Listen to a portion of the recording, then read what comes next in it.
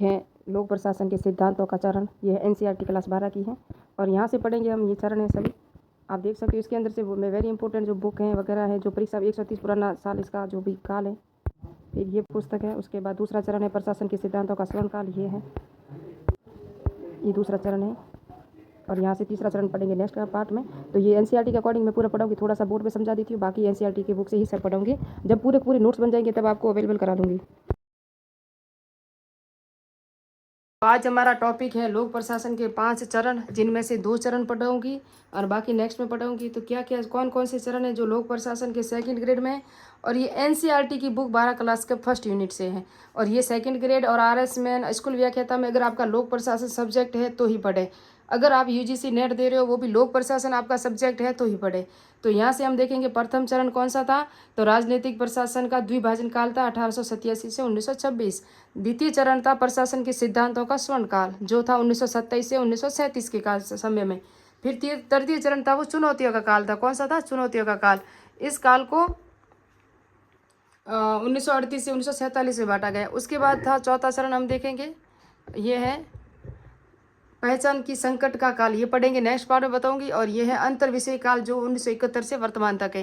तो अभी हम पढ़ेंगे आज का जो पहला टॉपिक है ये, और ये पढ़ाऊंगी मैं आपको। इसके अंदर हम देखेंगे, आप आराम से देख सकते हो। पहला ही काल है राजनीतिक प्रशासन का द्विभाजन काल, जिसके अंदर हम पढ़ेंगे ना कौन कौन से जो कौन कौन से विचारक आते हैं वो हैं। और ये एनसीईआरटी में दिया हुआ है, इसलिए सेकंड ग्रेड में यहाँ से प्रश्न अभी 2023 का 21 दिसंबर के एग्जाम में भी प्रश्न आए थे। तो वुड्रो विल्सन थे इसका जो समर्थन किया था। उन्होंने कहा राजनीति अलग भाग है और प्रशासन अलग भाग है। पहले किसने कहा था? वुड्रो विल्सन ने। वुड्रो विल्सन कौन है? लोक प्रशासन के जनक है। कौन है? लोक प्रशासन के जनक है। और इनकी पुस्तक कौन सी है? 1887 में द स्टडी ऑफ एडमिनिस्ट्रेशन पुस्तक है ना, उसके अंदर उन्होंने कहा था ये 2 अलग अलग विषय हैं। उसके बाद इन्हीं का समर्थन किसने किया था? फ्रैंक जे गुडनाउ ने, जो पॉलिटिक्स एंड एडमिनिस्ट्रेशन पुस्तक में इन्होंने भी इन दोनों को अलग अलग बताया। किनको? एक तो उसको लोक प्रशासन को और राजनीति को, सॉरी प्रशासन और राजनीति दोनों को अलग अलग बताया। उसके बाद हम देखेंगे तीसरा जो रहा ना वो है कौन है? एल.डी. वाइट है। कौन है? और आराम से देखेंगे हम, क्योंकि थोड़ा सा हमारा कैमरा हिल रहा है तो ये आपके अब कैमरा शायद ही हिलेगा, अब नहीं हिलेगा। तो ये हम देखेंगे पहले। अभी यहाँ से थोड़ा सा नज़दीक ला लो, मैं आराम से दिखा दूँ आपको। हाँ, अब दिख रहा होगा आपको शायद। और उसके बाद हम ये पूरा का पूरा पोर्शन अभी दिख रहा होगा, है ना। क्या है ना, कैमरा सेट करना मुझे अभी नहीं आ रहा है, फिर भी मैं कोशिश कर रही हूँ।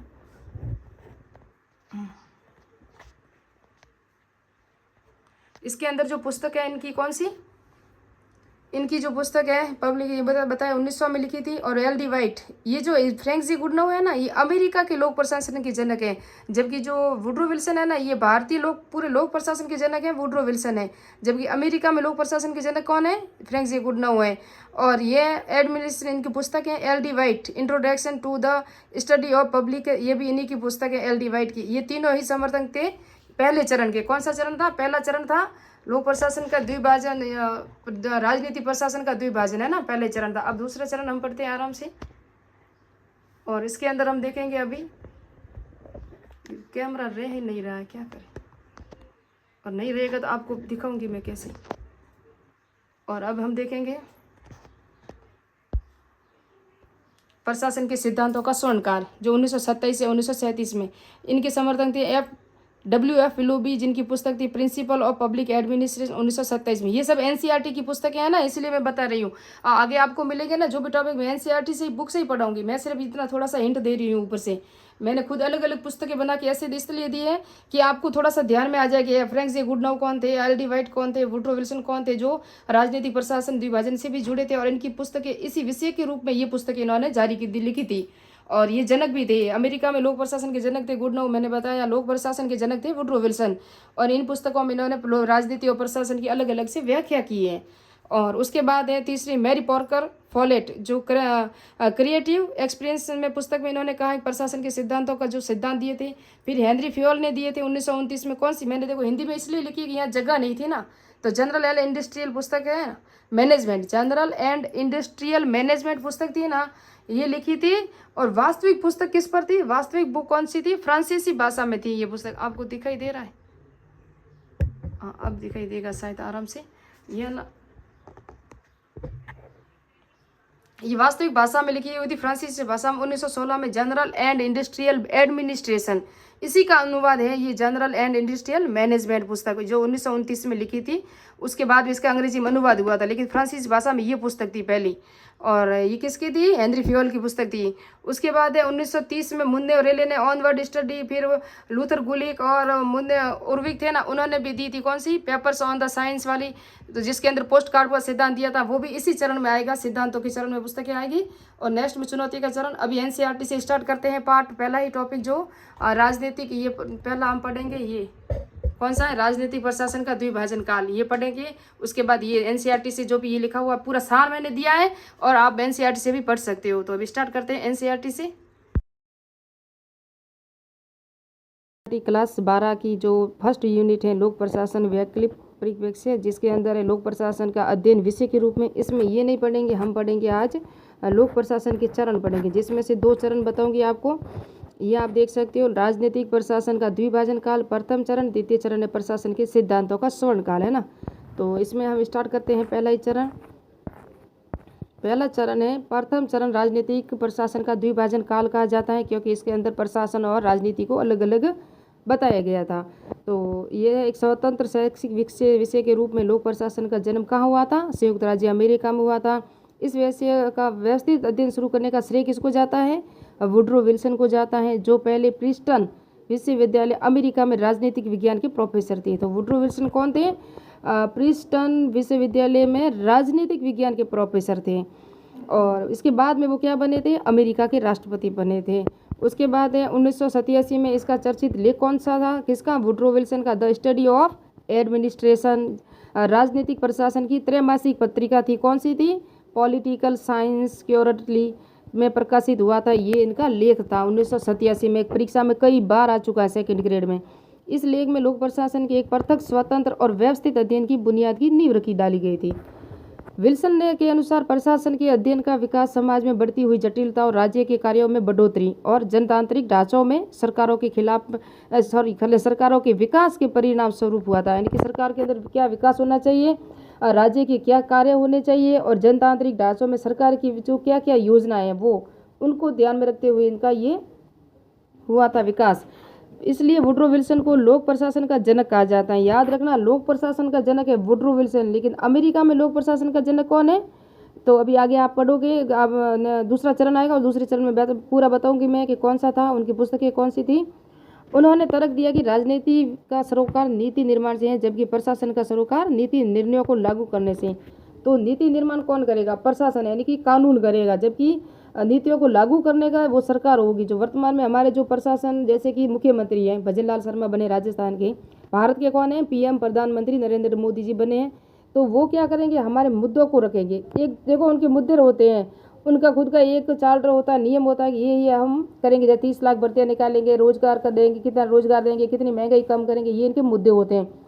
उन पर बात करता है सरकार, बात करती है।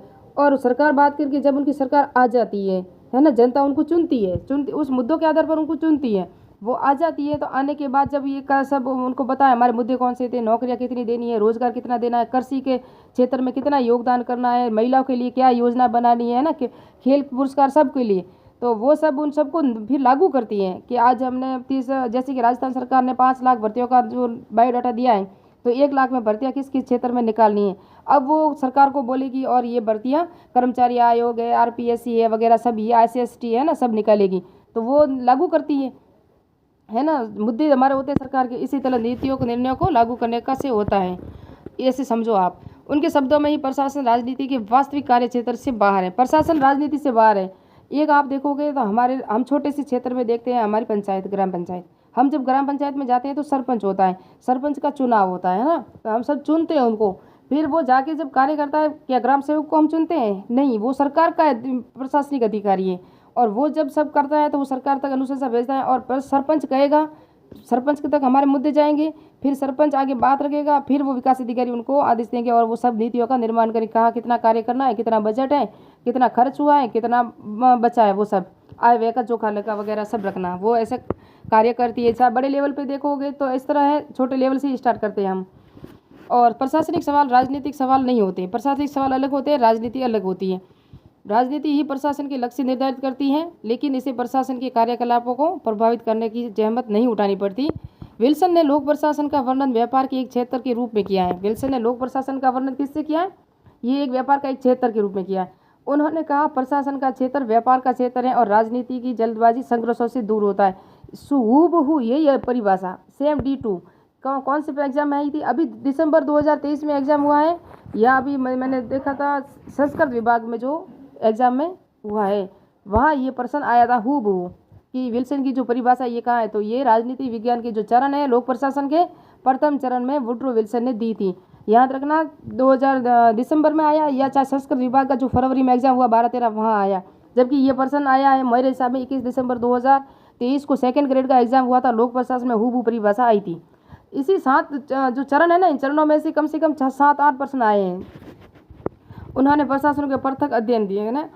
विल्सन का दृढ़ निश्चय यह था कि प्रशासन मुख्य एक विज्ञान है, इसलिए उन्होंने लोक प्रशासन को एक पृथक अध्ययन का आह्वान किया। उनका तर्क था कि किसी देश का संविधान बनाना एक सरल कार्य है। संविधान बनाना सरल कार्य है, ये बता रहे हैं वुड्रो विल्सन, है ना। अब हम देखते हैं NCERT की बुक से मैं पढ़ा रही हूँ, फिर नोट्स दूंगी तो मैं आराम से दे दूंगी, लेकिन क्या करूँ, मैं हाउस वाइफ हूँ, मेरे पास इतना टाइम नहीं मिलता कि मैं नोट्स बना दूँ। और हमारे यहाँ थोड़ा सा क्या हुआ कि डेथ हो गई थी, तो 1 महीने से मैं गड़बड़ाई हुआ है मेरा पूरा चैनल, आपको पता है। अब क्या डेथ हुई, क्या हुआ उसका तो मैं जिक्र नहीं कर सकी, लेकिन ज़्यादा मुश्किल काम उसे चलाना है ना। ये सब आप पढ़ाई पे ध्यान दो, छोटी मोटी बातों पे ध्यान नहीं देना चाहिए, क्योंकि हमें पढ़ना है। सेकंड ग्रेड की वैकेंसी आने वाली है, अभी आ जाएगी और हम पीछे रह जाएंगे। इसलिए प्रशासन का एक विज्ञान होना चाहिए जो एक प्रयास करेगा कि सरकार सही तरह से और सफलतापूर्वक क्या करती है, यह एक काम कैसे सबसे कम पैसे और बल सबसे अधिक कुशलता से किए जा सकते हैं। विल्सन ये विचार पद्धति को कोलंबिया विश्वविद्यालय में प्रशासनिक कानून के प्रधानाध्यापक कौन थे? ये विल्सन का ही विचार था, लेकिन इस पद्धति को कोलंबिया में जो विश्वविद्यालय के प्रशासनिक कानून के प्रधानाध्यापक थे ना, प्रधानाध्यापक फ्रैंक जे गोडनाउ ने 1900 में प्रकाशित अपनी पुस्तक कौन सी थी? Political and administration. याद रखना कई बार एग्जाम में ये भी पुस्तक आ चुकी है। और उन्होंने तर्क दिया कि राजनीति और प्रशासन दोनों अलग अलग है। अब ये भी इसका समर्थन कर रहे हैं, किनका? वुड्रो विल्सन का। कौन कर रहे हैं? ये आपने देखा फ्रैंक जे गोडनाउ है ना, ये अमेरिका के हैं, और इन्होंने इनका समर्थन किया है वुड्रो विल्सन का कि प्रशासन और राजनीति दोनों अलग अलग हैं, क्योंकि राजनीति राज्य की इच्छा को प्रभावित करती है, जबकि प्रशासन इच्छा को क्रियान्वित करता है। विल्सन की तरह ही गोडनाउ ने भी एक स्वतंत्र और पृथक अनुशासन के रूप में लोक प्रशासन को प्रोत्साहित करने की वकालत की। राजनीति और प्रशासन के विभाजन के संबंध में उनकी इस स्पष्टता के कारण उन्हें अमेरिकी लोक प्रशासन का जनक कहा जाता है। मैंने कहा था आपको आगे आगे आगे आएगा कि लोक प्रशासन का जनक वुड्रो विल्सन है, लेकिन अमेरिकी लोक प्रशासन का जनक JF जो गोडनाउ है। कौन है? गोडनाउ है। याद रखना, ये NCERT का पॉइंट है और ये परीक्षा में आ चुका है। 20वीं सदी की शुरुआत में अमेरिका विश्वविद्यालय में लोक आंदोलन यानी सरकारी सुधारों के लिए चलाए गए आंदोलन, उसे कहते हैं लोक सेवा आंदोलन में काफ़ी रुचि दिखाई। परिणाम स्वरूप लोक प्रशासन पर सिद्धांतों का ध्यान पहली बार गंभीरता से गया। अमेरिकी राजनीतिक संघ ने अपनी 1914 में रिपोर्ट में कहा, राजनीति विज्ञान का एक सरोकार सरकारी पदों के लिए विशेषज्ञों को प्रशिक्षित करना है। इसका यह प्रभाव पड़ा कि लोक प्रशासन को राजनीतिक विज्ञान का एक महत्वपूर्ण अंग मानकर अमेरिका में लोक प्रशासन का व्यापक अध्ययन होने लगा। फिर पहले कहाँ अध्ययन होने लगा था? अमेरिका में। सन 1926 में LD वाइट, अब LD वाइट आ चुके हैं। इससे पहले कौन थे? पहले वुड्रो विल्सन, उसके बाद कौन आए? गोडनाउ आए, जो अमेरिका के लोक प्रशासन के जनक थे, अमेरिका के लोक प्रशासन के जनक थे। और अब है ये LD वाइट जो 1926 में आए। अपनी पुस्तक introduction to the study of public administration प्रकाशित हुई इनकी पुस्तक 1926 में, जिसे लोक प्रशासन विषय की प्रथम पाठ्य पुस्तक माना जाता है। कई बार एग्जाम में ये भी आया हुआ है। ये इन चरणों से इतने प्रश्न आते हैं कि आप मानो ही मत। विषय की प्रथम यानी कि लोक प्रशासन विषय की प्रथम पुस्तक कौन सी थी? तो introduction to the study of public administration जो LD वाइट की पुस्तक थी 1926 में आई थी, वो थी लोक प्रशासन की प्रथम पाठ्य पुस्तक माना जाता है। इसके प्रकाशन से साथ ही इस विषय को अकादमिक वैधता हासिल हो गई, यानी अमेरिकी विश्वविद्यालयों ने लोक प्रशासन की निर्देश पाठ्य पुस्तकों को सफल उपलब्ध कराना शुरू कर दिया। वाइट ने अपनी इस पुस्तक को लोक प्रशासन के व्यवहारिक स्वरूप का वर्णन किया। उसने राजनीति प्रशासन को द्वैत भाव में विश्वास प्रकट किया और कहा कि लोक प्रशासन का मुख्य उद्देश्य कार्यकुशलता और मितव्ययता से। अब कार्यकुशलता और मितव्ययता से इन्होंने कहा है ना, कार्य को करना और नीतियाँ बनाना तो किसका है? नीतियाँ बनाएगी सरकार, जो लोक राजनीति, और इसको लागू करेगी प्रशासन, ये कहा था वुड्रो विल्सन ने। और यहाँ क्या कह रहे हैं? कार्यकुशलता और मितव्ययता। इस प्रकार प्रथम चरण 1927 से 37 में दो प्रमुख विशेषताएं रही। लोक प्रशासन का जन्म हुआ और राजनीतिक प्रशासन में द्विभाजन हुआ, ये इनकी विशेषता रही थी इस काल में। अब है द्वितीय चरण, प्रशासन के सिद्धांतों का स्वर्ण काल। कितने भी भर के प्रश्न यहाँ से भी आए। जनरल एरा ऑफ प्रिंसिपल्स, यह काल लोक प्रशासन के सिद्धांतों का स्वर्ण काल था। बस ऐसा ही प्रश्न आया था इसी लाइन से, प्रथम लाइन से, कि लोक प्रशासन में सिद्धांतों का स्वर्ण काल किस सिद्धांत को या किस चरण को कहा जाता है। तो वो था द्वितीय चरण, प्रशासन के सिद्धांतों का स्वर्ण काल, जो 1927 से 1937 के काल तक चला था। इस काल में मूल्य मुक्त प्रबंधीय विज्ञान का विकास हुआ, जिसका प्रारंभ 1927 में W.F. विलोबी की प्रसिद्ध पुस्तक प्रिंसिपल ऑफ पब्लिक एडमिनिस्ट्रेशन।